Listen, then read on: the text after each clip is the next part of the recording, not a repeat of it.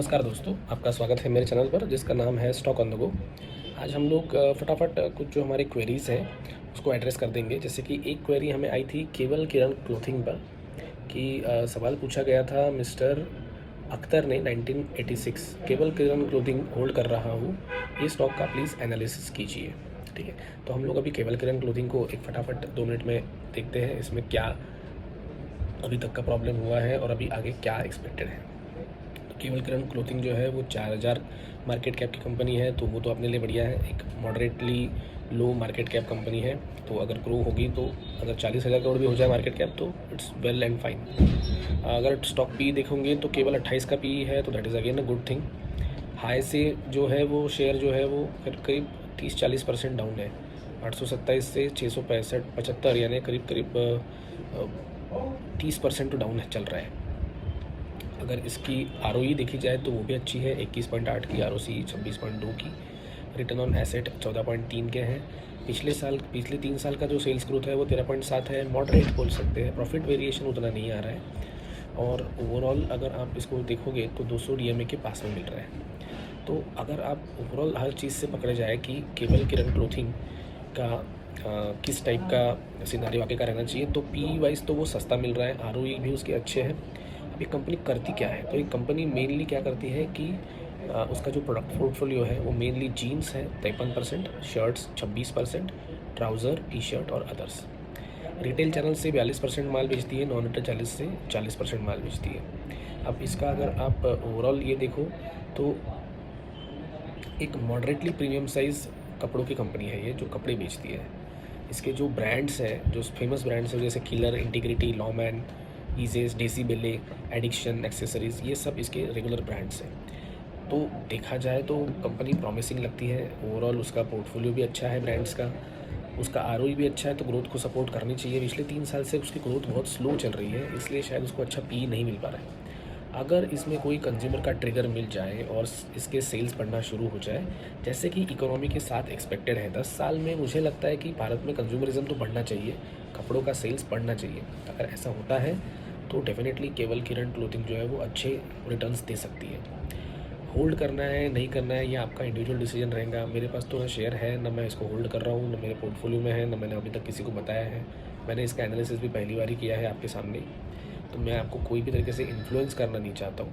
और अगर आप होल्ड कर रहे हो तो ये कंपनी इतनी बुरी तो दिख नहीं रही है। बाकी इसके प्रमोटर्स के क्या ये है वो भी हम लोग एक बार देख लेते हैं कि होल्डिंग में कैसा स्ट्रक्चर दिख रहा है। तो अगर आप प्रमोटर होल्डिंग देखते हो तो प्रमोटर होल्डिंग अच्छा है, मैं 74% प्रमोटर होल्डिंग चल रही है, जो कि बिल्कुल इंटैक्ट है। पब्लिक होल्डिंग जो थी पहले 4% की थी, वो पब्लिक होल्डिंग 14% की हो गई है।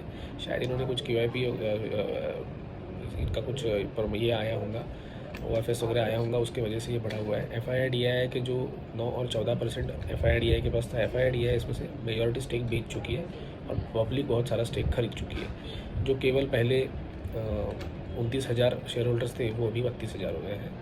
तो ओवरऑल देखा जाए तो कोई बहुत बड़ी गड़बड़ी तो दिख नहीं रही कंपनी में, बहुत बड़ा कुछ प्रॉफिट भी नहीं दिख रहा। हाँ, अगर कंज्यूमर साइकिल ही चेंज होती है और मार्केट में सारे कपड़ों के जो सेल्स हैं वो बढ़ने लगते हैं जैसे कि एक्सपेक्टेड है, क्योंकि हमारी इकोनॉमी बढ़ना एक्सपेक्टेड है, तो कपड़ों का सेल्स भी बढ़ना एक्सपेक्टेड है। तो उस हिसाब से अगर देखा जाए तो ये कंपनी रीज़नेबली प्राइस्ड है। इसमें मुझे नहीं लगता कि यहाँ से और नीचे गिरने की कोई संभावना है। अगर इसके डेटर्स डे देखूंगा मैं तो वो भी कम हो चुके हैं, 129 से अभी 80 तक आ चुके हैं। ROCE कंटिन्यूसली इम्प्रूवमेंट दिखा रही है। नेट कैश फ्लो पॉजिटिव है ये पिछले मार्च 2023 में, तो इसमें वैसे तो कोई प्रॉब्लम नहीं दिख रहा है। तो अगर मुझे आप बोलोगे तो मैं तो इस कंपनी को जो भी बोलूँगा कि होल्ड अगर आप कर रहे हो तो आपने और आगे करना चाहिए, ऐसा ही रिकमेंड करूँगा। अब ये अगला सवाल है मिस्टर शिबा साहू का। इन्होंने तो काफ़ी लंबी लिस्ट दिया है जिसमें बहुत सारे शेयर्स की इन्होंने एनालिसिस मांगी है। मैं जिनके बारे में थोड़ा जानता हूँ मैं उसी को प्रेफर करूँगा लेने की। तो जैसे सेरा सैनिटरी वेयर, ट्रेंट, एस्ट्रल और जुबिलेंट फूड, इतने 4 को ही हम लोग फ़िलहाल एनालाइज करते हैं। तो जैसे कि सबसे पहला सेरा सैनिटरी वेयर। अब सेरा सैनिटरी वेयर में सबसे पहले हम लोग अगर फ्यूचर प्रॉस्पेक्ट के बारे में एक खुद का ही एनालिसिस करें कि भैया सेरा सैनिटरी वेयर एक लग्जरी सैनिटरी वेयर कंपनी है। अब क्या आपको लगता है कि इसमें आगे जाके और ग्रोथ हो सकती है? बिल्कुल हो सकती है। जैसे जैसे इंडियन लोगों के पास पैसा बढ़ेगा, हायर मिडिल क्लास की वैल्यू बढ़ेगी, हायर मिडिल क्लास जो है वो ज़्यादा हो जाएंगे इंडिया में, जो एक्सपेक्टेड है।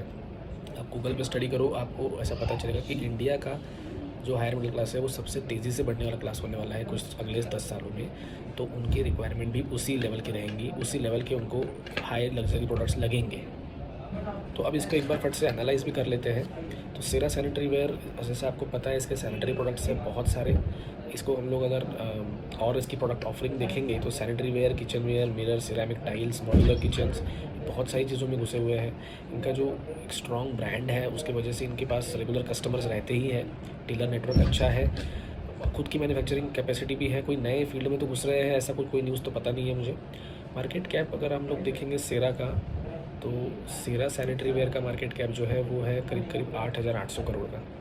तो एक थोड़ी सी हाई मिड कैप कंपनी लिखेंगे, थोड़ी सी मिड कैप टाइप की कंपनी है। स्टॉक पी केवल 38 का है, तो 38 का पी सैनिटरी वेयर कंपनी के लिए ठीक ठाक पकड़ा जाएगा। बहुत ज़्यादा भी नहीं, बहुत कम भी नहीं। ऊपर से स्टॉक अच्छा खासा करेक्ट हो चुका है, 9,700 से अभी ये 6,700 आ गया है। करीब करीब 33% का इसमें रिडक्शन आ चुका है। तो अब ये करेक्शन के बाद अच्छा दिख रहा है। आरओई भी इसकी अच्छी है, 20 तक की आरओई है, आरओसी भी अच्छा है। तो सेल्स ग्रोथ अगर देखेंगे तो फिर से वही प्रॉब्लम, 14.1% की सेल्स ग्रोथ है पिछले 3 साल की। प्रॉफिट ग्रोथ 22% की है। तो एक कहीं तो भी इसमें स्लो डाउन जैसा थोड़ा हल्का दिख रहा है, लेकिन ऑब्वियसली ऐसे ही कंडीशन में आपको वो शेयर लेने हैं। अगर कंपनी अच्छी है तो आपको उसको उसी कंडीशन में लेना है जब वो स्लो डाउन दिखा रही है। अगर चार्ट पे देखोगे तो ये 200 DMA के नीचे चल रहा है फिलहाल, तो अच्छे करेक्शन में कंपनी मिल रही है। इसके अगर कंपैरिजन करो कजारिया सिरेमिक्स से, तो ये कजारिया सिरेमिक्स से अभी सस्ती चल रही है। इसके बाद अगर हम लोग इसका ओवरऑल कैश फ्लो देखते हैं तो कैश फ्लो ये ठीक ठाक जनरेट कर पा रही है। इसको बाहर से कोई फंडिंग की ज़रूरत तो नहीं लग रही है। डेटर्स डे भी कम हो चुके हैं। कंपनी में शेयर होल्डिंग पैटर्न अच्छा है, 50% से ज़्यादा जो शेयर होल्डर है वो प्रमोटर्स है। FII उसमें अच्छा खासा होल्ड कर रही है, DII अभी अच्छा खासा होल्ड कर रही है। तो ये सब ने खरीद के बैठ चुके हैं। पब्लिक ने बेचा हुआ है माल, पब्लिक का बेचा हुआ माल ही FII और DII ने खरीदा हुआ है। ओवरऑल जो नंबर ऑफ़ शेयर होल्डर्स है वो भी अभी थोड़े धीरे धीरे कम हो गए हैं, और भी शायद कम हुए होंगे इस तीन को अगले 3 महीने के। अगर जो हम लोग पता चलेगा तो इस 3 महीने के बाद कल परसों जो आएंगे उसको पता चलेगा कि और भी इसके जो शेयर होल्डर्स हैं वो संख्या कम हो गई है। तो देखा जाए तो सेरा सैनिटरी वेयर अच्छे लेवल पे मिल रही है, अच्छी कंपनी है, और मुझे लगता है कि यहाँ से अच्छे रिटर्न्स तो देना चाहिए। लेकिन मैं आगे का कुछ बता नहीं सकता हूँ आपको आपका डिसीजन आपके खुद के एनालिसिस पे, आपके फाइनेंशियल एडवाइज़र के एनालिसिस पे ही लेना है। मैं आपके कोई भी डिसीजन को इन्फ्लुएंस करना नहीं चाहता, पर ऐसा मुझे कुछ कंपनी में दिख नहीं रहा है जिसकी वजह से मैं बोलूँ कि भैया आप इससे निकल जाओ। दूसरी जो आपकी कंपनी थी वो थी ट्रेंड। ट्रेंड जो है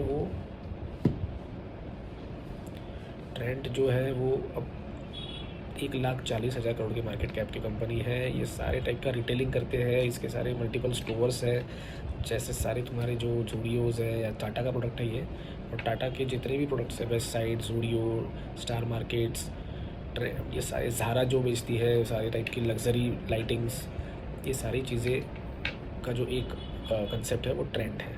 टाटा रिटेल एंटरप्राइजेस ऐसा इसका फुल फॉर्म है, ट्रेंड। तो ट्रेंड में अगर हम लोग देखते हैं कि इसका PE क्या है, तो 173 का स्टैगरिंग PE है। ये बहुत बड़ा PE है।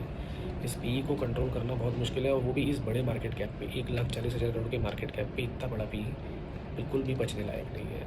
अगर यही इसका मार्केट कैप 1,400 करोड़ का या 14,000 करोड़ का रहता तो मैंने शायद बोला भी रहता कि ठीक है ये PE भी हम लोग मैनेज कर लेंगे अगर ग्रोथ जम के आती है तो। इस मार्केट कैप पे इतना बड़ा PE रहने के बाद और बड़ा ग्रोथ आने का उम्मीद मुझे कम लग रही है। ROE बहुत ही मीडियोकर है, 11.9, बहुत कम ROE है। सेल्स ग्रोथ अच्छी दिखा रहा है, पिछले 3 साल में 33% की सेल्स ग्रोथ है, प्रॉफिट ग्रोथ 40% की, लेकिन फिर भी 70-80 के PE तक बात ठीक थी, 60 के PE तक भी बात ठीक थी, लेकिन 170 का PE ये बचने लायक नहीं है।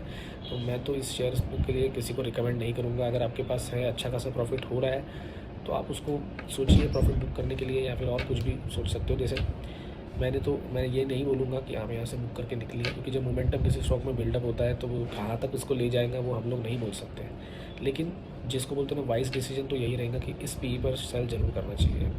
मैं आपको फिर भी कोई रिकमेंडेशन नहीं दे रहा हूँ, ना मैं आपके कोई डिसीजन को इन्फ्लुएंस करना चाहता हूँ। मैं मेरी जो राय है इस पर्टिकुलर कंपनी की वो बता रहा हूँ। ना ये शेयर मेरे पास बाय में है ना सेल में है, मेरा इस पर कोई भी पर्सनल होल्डिंग नहीं है।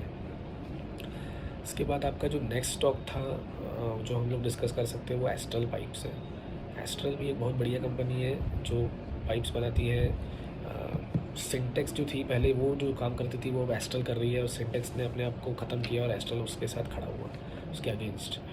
53,000 करोड़ की कंपनी है, अभी 95 के पी पे चल रही है। कोई पॉइंट ही नहीं है इसमें, आगे बढ़ के कोई फ़ायदा ही नहीं है। 95 के पी पे एक पाइप बनाने वाली कंपनी नहीं खरीद सकते, वो ये कोई कंज्यूमर कंपनी भी नहीं है जो जिसका कोई बहुत कुछ हो सकता है। तो ये जो 4 स्टॉक्स जो मैंने आज डिस्कस किए, केवल किरण, एस्ट्रल, ट्रेंड और सेरा सैनिटरीवेयर, इसमें से किसी में भी मेरी कोई पर्सनल होल्डिंग नहीं है, ना मेरे किसी पहचान के लोगों के लिस्ट में होल्डिंग है।